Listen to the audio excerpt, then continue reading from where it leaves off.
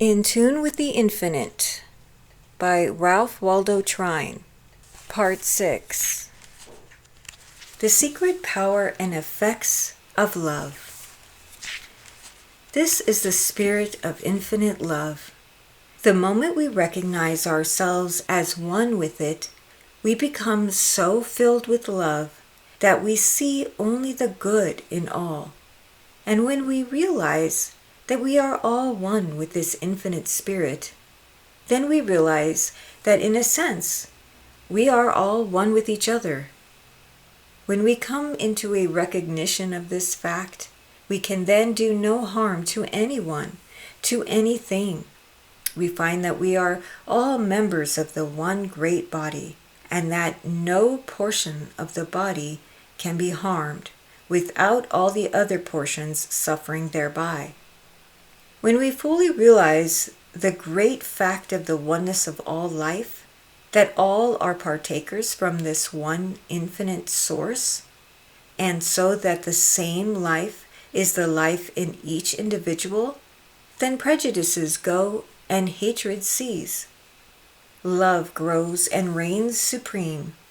Then, wherever we go, whenever we come in contact with the fellow man, we are able to recognize the God within. We thus look only for the good, and we find it. It always pays.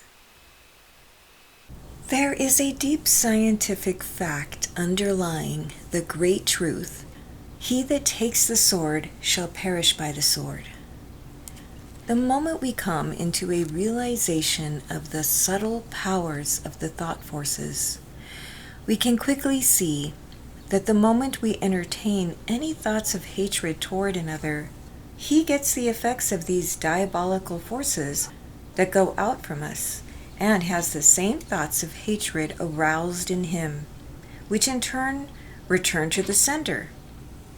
Then, when we understand the effects of the passion, hatred, or anger, even upon the physical body, we can see how detrimental, how expensive this is.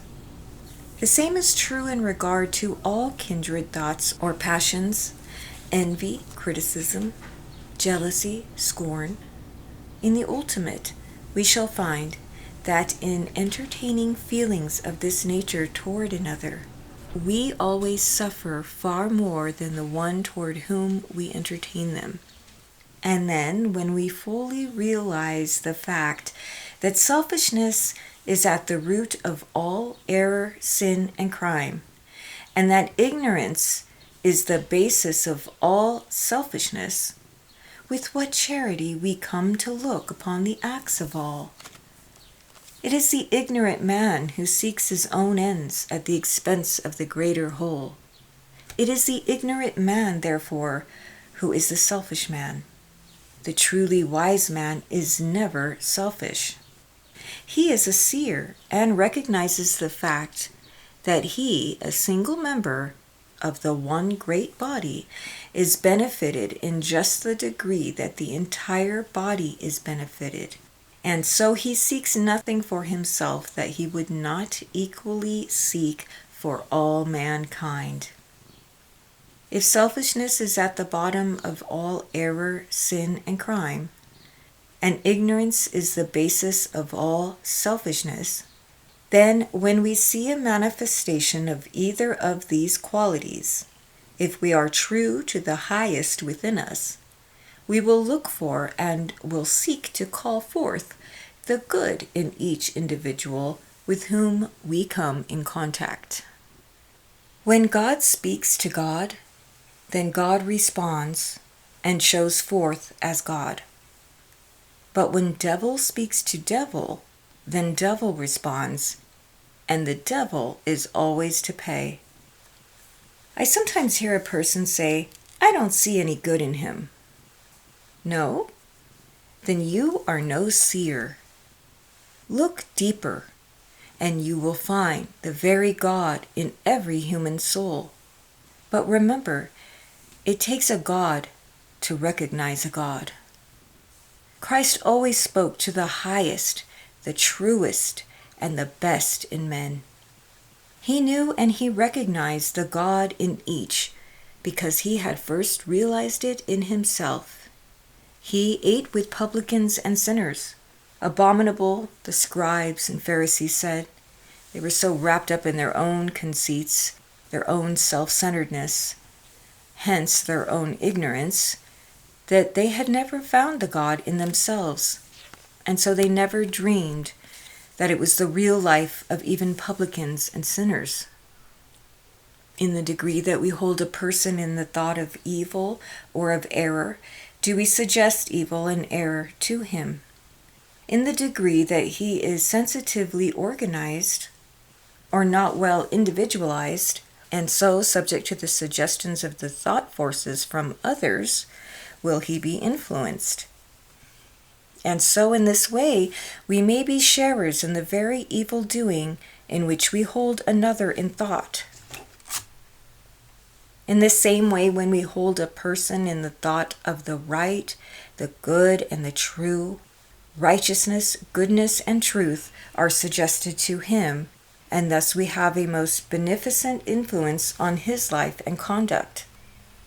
If our hearts go out in love to all with whom we come in contact, we inspire love, and the same ennobling and warming influences of love always return to us from those in whom we inspire them. There is a deep scientific principle underlying the precept. If you would have all the world love you, you must first love all the world. In the degree that we love, will we be loved. Thoughts are forces. Each creates of its kind. Each comes back laden with the effect that corresponds to itself, and of which it is the cause.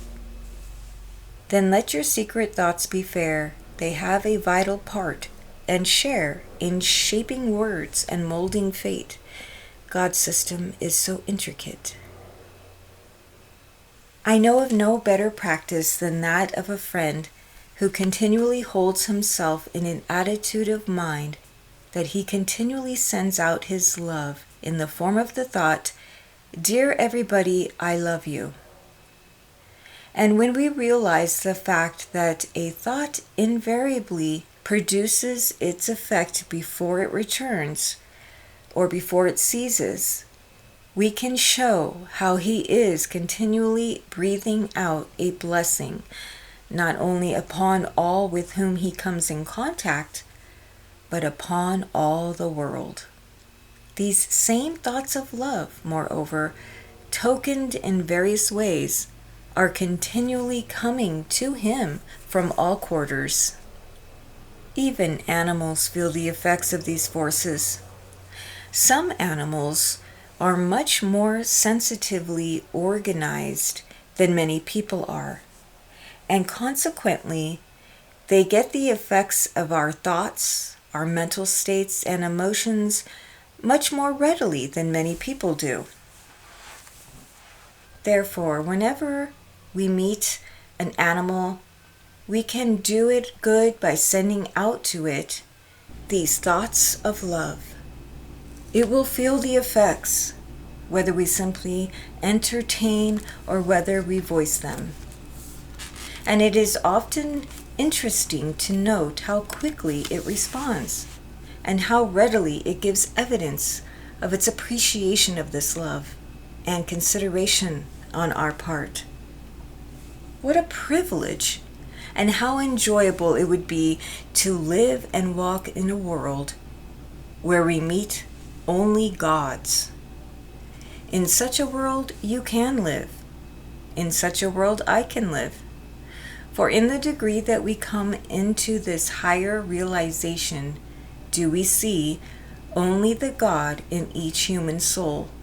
And when we are thus able to see him in everyone we meet, we then live in such a world. And when we thus recognize the God in everyone, we by this recognition help to call it forth ever more and more. What a privilege! This privilege of yours, this privilege of mine. That hypocritical judging of another is something then with which we can have nothing to do. For we have the power of looking beyond the evolving, changing, error-making self and seeing the real, the changeless, the eternal self, which by and by will show forth in the full beauty of holiness. We are then large enough also to realize the fact that when we condemn another, by that very act we condemn ourselves. This realization so fills us with love that we continually overflow it, and all with whom we come in contact feel its warming and life-giving power. These in turn send back the same feelings of love to us, and so we continually attract love from all quarters. Tell me how much one loves, and I will tell you how much he has seen of God. Tell me how much he loves, and I will tell you how much he lives with God. Tell me how much he loves, and I will tell you how far into the kingdom of heaven, the kingdom of harmony, he has entered. For love is the fulfilling of the law. And in a sense, love is everything. It is the key to life, and its influences are those that move the world. Live only in the thought of love for all, and you will draw love to you from all. Live in the thought of malice or hatred, and malice and hatred will come back to you. For evil poisons, malice shafts like boomerangs return, inflicting wounds that will not heal, while rage and anger burn.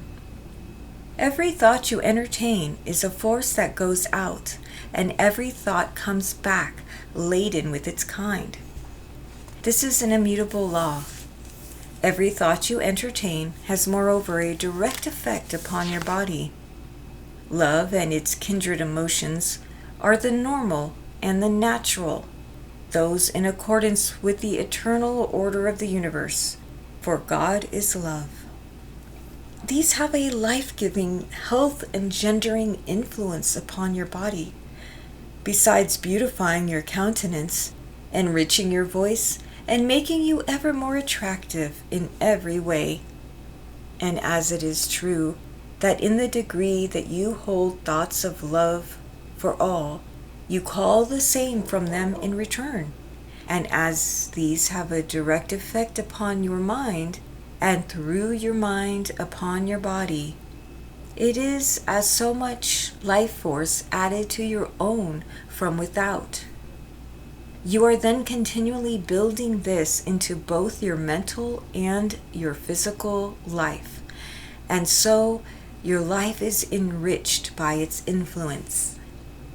Hatred and all its kindred emotions are the unnatural, the abnormal, the perversions, and so out of harmony with the eternal order of the universe.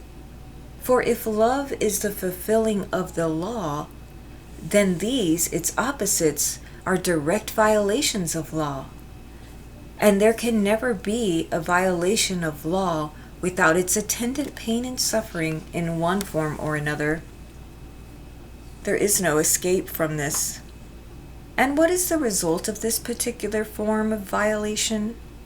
When you allow thoughts of anger, hatred, malice, jealousy, envy, criticism, or scorn to exercise sway, they have a corroding and poisoning effect upon the organism. They pull it down, and if allowed to continue, will eventually tear it to pieces by externalizing themselves in the particular forms of disease they give rise to. And then, in addition to the destructive influences from your own mind, you are continually calling the same influences from other minds, and these come as destructive forces augmenting your own, thus aiding in the tearing down process. And so, love inspires love. Hatred breeds hatred. Love and good will stimulate and build up the body. Hatred and malice corrode and tear it down. Love is a savor of life unto life. Hatred is a savor of death unto death. There are loyal hearts, there are spirits brave, there are souls that are pure and true. Then give to the world the best you have, and the best will come back to you. Give love, and love to your heart will flow, a strength in your utmost need. Have faith, and a score of hearts will show their faith in your word and deed. I hear it said how, in regard to one who bears me hatred, towards whom I have entertained no such thoughts and feelings, and so have not been the cause of his becoming my enemy. How? This may be true, but the chances are that you will have but few enemies if there is nothing of an antagonistic nature in your own mind and heart. Be sure there is nothing of this nature. But if hatred should come from another without apparent cause on your part, then meet it from first to last with thoughts of love and goodwill. In this way you can, so to speak, so neutralize its effects that it cannot reach you and so cannot harm you. Love is positive and stronger than hatred. Hatred can always be conquered by love. On the other hand, if you meet hatred with hatred, you simply intensify it. You add fuel to the flame already kindled, upon which it will feed and grow, and so you increase and intensify the evil conditions. Nothing is to be gained by it. Everything is to be lost. By sending love for hatred, you will be able so to neutralize it that it will not only have no effect upon you, but will not be able even to reach you. But more than this, you will by this course sooner or later be able literally to transmute the enemy into the friend. Meet hatred with hatred and you degrade yourself. Meet hatred with love and you elevate not only yourself, but also the one who bears you hatred. The Persian sage has said, "Always meet petulance with gentleness, and perverseness with kindness. A gentle hand can lead even an elephant by a hair. Reply to thine enemy with gentleness. Opposition to peace is sin." The Buddhist says, "If a man foolishly does me wrong, I will return him the protection of my ungrudging love. The more evil comes from him, the more good shall go from me." The wise man avenges injuries by benefits, says the Chinese. Return good for evil, overcome anger by love. Hatred never ceases by hatred, but by love, says the Hindu. The truly wise man or woman will recognize no one as an enemy. Occasionally we hear the expression, "Never mind, I'll get even with him." Will you? And how will you do it? You can do it in one of two ways. You can, as you have in mind, deal with him as he deals or apparently deals with you. Pay him, as we say, in his own coin. If you do this, you will get even with him by sinking yourself to his level, and both of you will suffer by it. Or you can show yourself the larger. You can send him love for hatred, kindness for ill treatment, and so get even with him by raising him to the higher level. But remember that you can never help another without by that very act helping yourself. And if forgetful of self, then in most all cases the value to you is greater than the service you render another.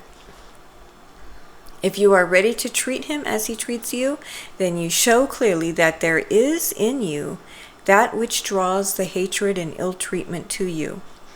You deserve what you are getting and should not complain, nor would you complain if you were wise. By following the other course, you most effectually accomplish your purpose. You gain a victory for yourself, and at the same time you do a great service for him, for which it is evident he stands greatly in need. Thus you may become his savior.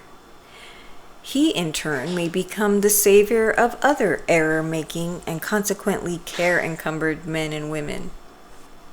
Many times the struggles are greater than we can ever know. We need more gentleness and sympathy and compassion in our common human life. Then we will neither blame nor condemn. Instead of blaming or condemning, we will sympathize, and all the more we will comfort one another, for the way is often dreary, and the feet are often weary, and the heart is very sad. There is a heavy burden bearing, when it seems that none are caring, and we half forget that ever we were glad.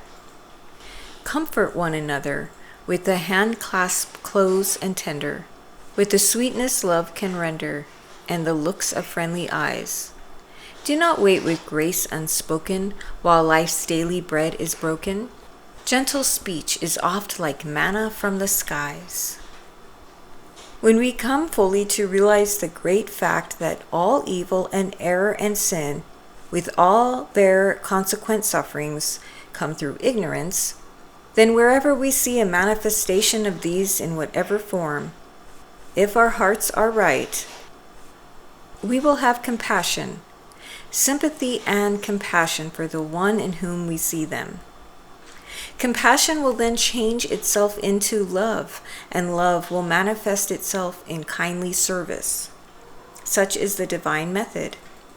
And so instead of aiding in trampling and keeping a weaker one down, we will hold him up until he can stand alone and become the master. But all life growth is from within out, and one becomes a true master in the degree that the knowledge of the divinity of his own nature dawns upon his inner consciousness, and so brings him to a knowledge of the higher laws.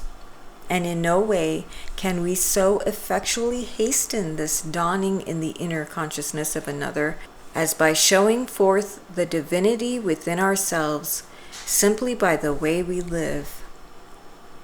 By example and not by precept. By living, not by preaching. By doing, not by professing. By living the life, not by dogmatizing as to how it should be lived. There is no contagion equal to the contagion of life. Whatever we sow, that shall we also reap. And each thing sown produces of its kind. We can kill not only by doing another bodily injury directly, but we can, and we do kill, by every antagonistic thought. Not only do we thus kill, but while we kill, we suicide. Many a man has been made sick by having the ill thoughts of a number of people centered upon him. Some have been actually killed. Put hatred into the world, and we make it a literal hell. Put love into the world, and heaven with all its beauties and glories becomes a reality. Not to love is not to live, or it is to live a living death. The life that goes out in love to all is the life that is full and rich and continually expanding in beauty and in power. Such is the life that becomes ever more inclusive, and hence larger in its scope and influence.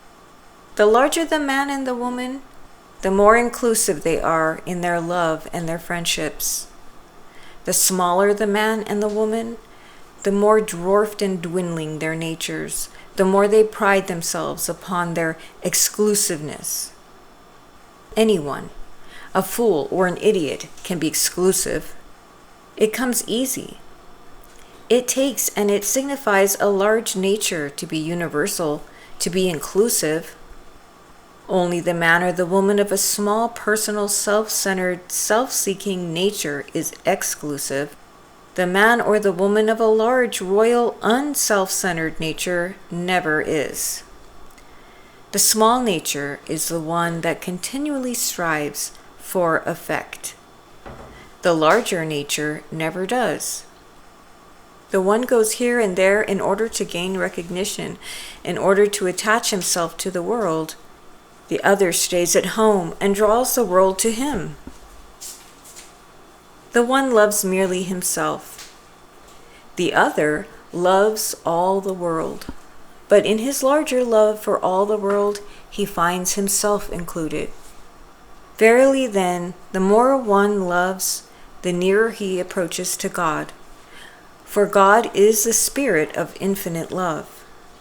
And when we come into the realization of our oneness with this infinite spirit, then divine love so fills us that, enriching and enrapturing our own lives, from them it flows out to enrich the life of all the world. In coming into the realization of our oneness with the infinite life, we are brought at once into right relations with our fellow men.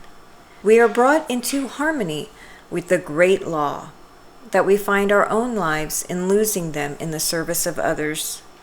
We are brought to a knowledge of the fact that all life is one, and so that we are all parts of the one great whole. We then realize that we can't do for another without at the same time doing for ourselves. We also realize that we cannot do harm to another without, by that very act, doing harm to ourselves. We realize that the man who lives to himself alone lives a little dwarfed and stunted life, because he has no part in this larger life of humanity. But the one who in service loses his own life in this larger life has his own life increased and enriched 1,000 or 1,000,000-fold. And every joy, every happiness, everything of value coming to each member of this greater whole comes as such to him, for he has a part in the life of each and all. And here let a word be said in regard to true service. Peter and John were one day going up to the temple, and as they were entering the gate, they were met by a poor cripple who asked them for alms. Instead of giving him something to supply the day's needs and then leaving him in the same dependent condition for the morrow and the morrow, Peter did him a real service, and a real service for all mankind, by saying, "Silver and gold have I none, but such as I have I give unto thee." And then he made him whole. He thus brought him into the condition where he could help himself. In other words, the greatest service we can do for another is to help him to help himself. To help him directly might be weakening, though not necessarily. It depends entirely upon circumstances. But to help one to help himself is never weakening, but always encouraging and strengthening, because it leads him to a larger and stronger life. There is no better way to help one to help himself than to bring him to a knowledge of himself. There is no better way to bring one to a knowledge of himself than to lead him to a knowledge of the powers that are lying dormant within his own soul. There is nothing that will enable him to come more readily or more completely into an awakened knowledge of the powers that are lying dormant within his own soul than to bring him into the conscious, vital realization of his oneness with the infinite life and power, so that he may open himself to it in order that it may work and manifest through him. We will find that these same great truths lie at the very bottom of the solution of our social situation, and we will also find that we will never have a full and permanent solution of it until they are fully recognized and built upon.